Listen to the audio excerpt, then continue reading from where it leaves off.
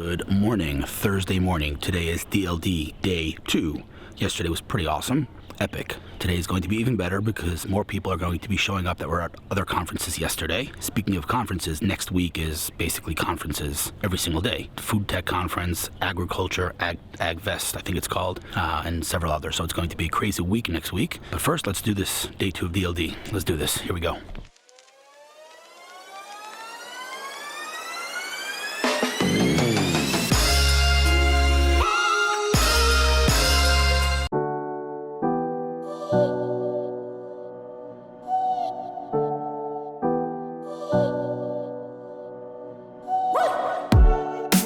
Made it to Tel Aviv, to DLD Day 2.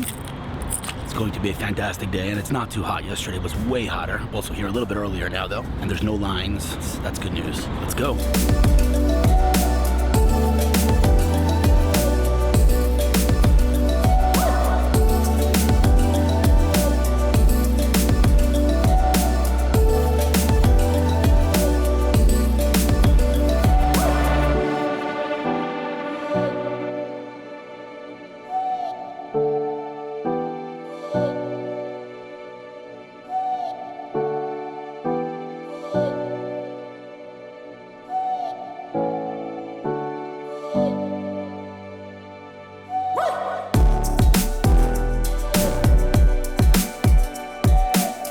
We got a rock star from IBM in the house. What's your name? My name is William. I wasn't talking about you, I was talking about her, the real rock star. No, both you guys are rock stars. William, where are you based in this world? I am based in Bratislava. It's the capital of Slovakia. Wow, never been. Bring me You in. should visit. I gotta come visit. What do you do at IBM? I run artificial intelligence programs, and I'm program manager for artificial intelligence and innovation. It's a global role. Okay, that is a very big mouthful. Say that again. What's your official title at IBM? Cognitive solutions and Watson leader. So I try to boost applications powered by artificial intelligence. You know, Watson comes up in every conversation that I'm having. Like I'm talking to a company, I'm like, who are your competitors? Watson.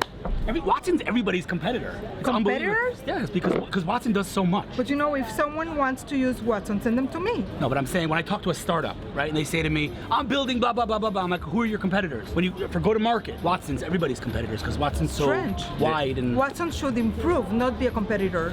So they should join us. To leverage. Wait, so how long are you in Israel for? Until Saturday. This is your first time here? No, it's 5th or 6th year. Oh, wow. So you should just move, I love it. Just move here and call it a day. Yeah. Don't forget Slovakia.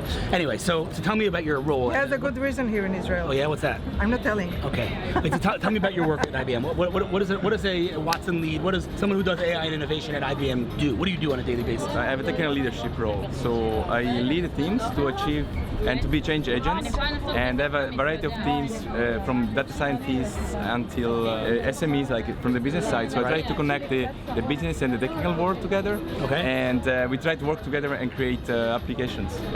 For now it's internal use, but we've been working also with the clients. That sounds super geeky. Yeah, it's fun. It's really fun, and every day is different than the other. And I'm also a kind of a technology member, which means I promote the future of IBM as a technical firm, and it's a great network of brilliant, eminent speakers and people and technical leaders. I love it, man. What are your challenges? Well, I would love to see more Watson in the world, so to have more transparency for AI, to see more ethics, and I do believe that IBM has a great set of best practices to achieve that. If someone's watching this and they don't know what Watson is, dumb it down for me. It is your way to augment your work and to augment not only your work but your daily life. It's the new level of technology. So is it like quantum computing or something? No, that's a different story. What is it though? What is Watson? It's like a supercomputer brain. Like what is it? That's what won Jeopardy, but it was specifically designed for winning the competition. But now Watson is articulated in a set of services in the IBM cloud, and you can access it. You can go to the Watson cloud, IBM cloud, and register. Yeah. And if someone's watching this and they want to be in touch with you for whatever reason, they want to learn more, they want to collaborate, they want to get on your radar. What's the best place to follow you and learn more about your work? So follow me on LinkedIn with William Carbone, or I have also built a website, williamcarbone.com. William Carbone. Yeah. All right, awesome. I will be happy to. Where do people follow you?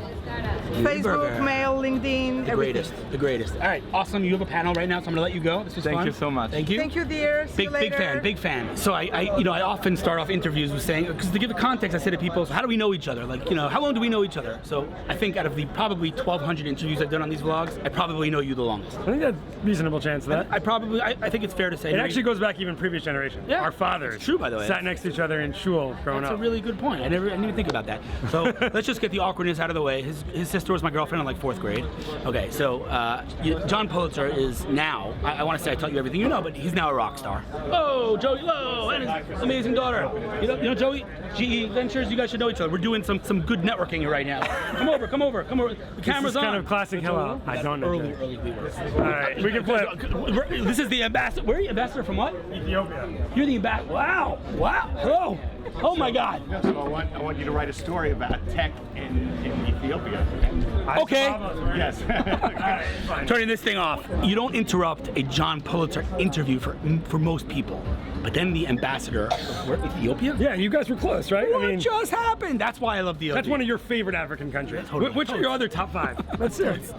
No, come on. Top 24 all I know, African countries. You know what I know about Africa is from Innovation Africa, from Sivan. That's all I know about Africa. Okay, anyway, so what do you do now? What do? I lead the investment efforts for GE in the region, so that's Israel and Europe. Okay.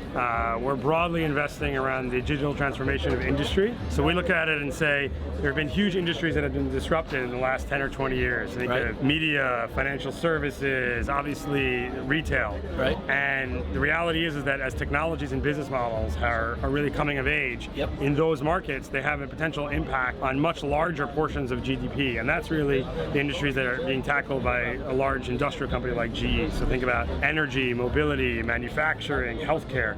These are large industries, and we're investing across the value chain in terms of horizontal technology enablers and then business models impacting those verticals. Your brain operates very fast. I'm a New Yorker. I'm just saying, it's true. But, okay, you having a good time? It's a little hot, but having a good time. You're having a good time. I'm having a good time. So I think this conference is pretty great because it's I didn't mean wonderful. the conference though. In general, life, you having a good time? Oh, life is great. Yeah, it's really bad.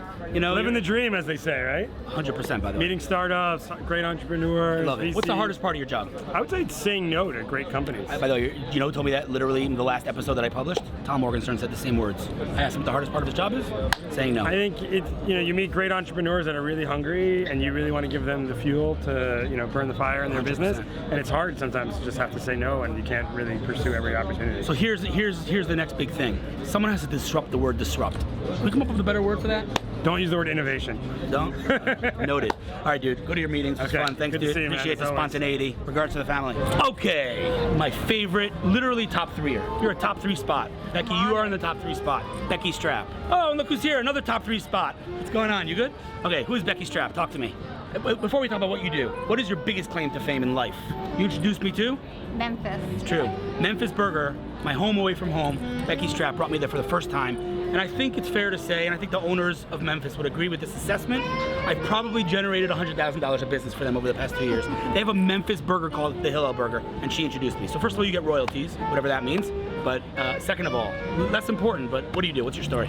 I work for AIPAC's office in Israel, which is called the American Israel Education Foundation. I'm the Director of Educational Initiatives.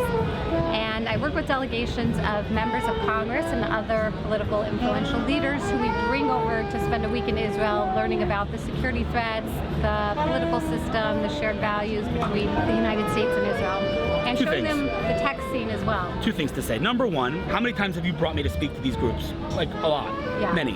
Dozen. Some of the people that I was able to meet in these groups, these delegations, are just like outrageous. Like in terms of the caliber, the level of people that you're able to bring, outrageous. Like I'm talking like, congressmen, I'm talking like Fox News anchors, I'm talking like great, and now we're like all connected and we're like friends. It's unbelievable. I'm gonna say something, and Becky's not allowed to comment because, but I'm gonna say one thing. Like AIPAC is an amazing, amazing organization that is 100%, not 99%, 100% objective. Like there's no corrupt, like it's just, like the hatred is just pure hatred of the state of Israel. When they get hatred online, it has nothing to do with AIPAC. AIPAC does amazing work, and anybody who's ever been on an AIPAC delegation will tell you that. Can I say that? That is fair. It truly is, someone from the inside, I can tell you, it truly is a bipartisan organization. Our board of directors is made up of Republicans and Democrats. We bring delegations of Republicans and Democrats. And when those delegations are on the ground, we make an effort to really show them the full spectrum of opinions in Israel. And we also actually bring Palestinian representatives to speak to our groups as well to share the Palestinian narrative. And the last time I came to speak, the last delegation I did, I was the least important person at the table because you had a special guest. Oh, that was amazing. was. Well, unfortunately, it was about a month and a half after. Something like that. Hold on one second. Us? Yeah, go on. He leads Microsoft for startups. Just want to say, yeah, good. That was like a really bad place to like scream at someone's name. What's up, bro? You good? We're in the middle of an interview, but I wasn't going to miss the opportunity to catch you. Best hair in tech. Raz Bachar, baby. Raz Bachar. Catch you afterwards, yeah? He leads Microsoft for startups in Israel. He was Amazon before. He's a big deal. Anyway, yeah, go on. Continue. So the last delegation I had you at last winter, it was about, a month and a half after Ori passed away, or not passed away. He was murdered. Killed. Yeah. Murdered. Yeah. And People correct me when I say he passed away. Like, should say it as it is. It's important, you know? Yeah. And you had mentioned that you were going to be since you were going to be in Jerusalem, you're going to see your mother, and I said, please, if your mother's willing to, we'd love to have her join for dinner. Right. And we initially thought that we were just having her as a guest at dinner, but we were very fortunate, and she was willing to share with the delegation a bit about Ori, who he was, what he did on behalf of the State of Israel, and the delegation was blown away. I know that there are people who are running for Congress from that delegation who are state representatives and newscasters on very famous TV media channels who are still in touch with you, and Yeah, they were deeply impacted by her story. I feel very moved from having had that opportunity to not just to meet you, but to meet your mother and hear directly the story of Ori from your mother. Now, it was crazy, I think you know this postscript, was that after we met your mother and after we spoke with you, 2 days later, we were at the Knesset and we met with then Deputy Minister of Public Diplomacy, Michael Oren, and he took us to his office to show us. He had the Lion of Zion, which is dedicated to Ori, on his wall in his office, which of course was that much more powerful for the group since they had met your mother, heard the story directly from her. I was just hanging out with Michael the other day at Ambassador Friedman's house. We have like a yearly get-together. I got a tradition already. We take our selfie every year at Ambassador Friedman's house. Anyway, Becky, I'm a big fan, both of your work at AIPAC, but more importantly of you as a person. Keep doing what you're doing. And if there's ever anything I can do to help, you know. Thank you. Introduce me to Memphis. It's the least I can do. Thank you, Hillel. Thanks, Becky.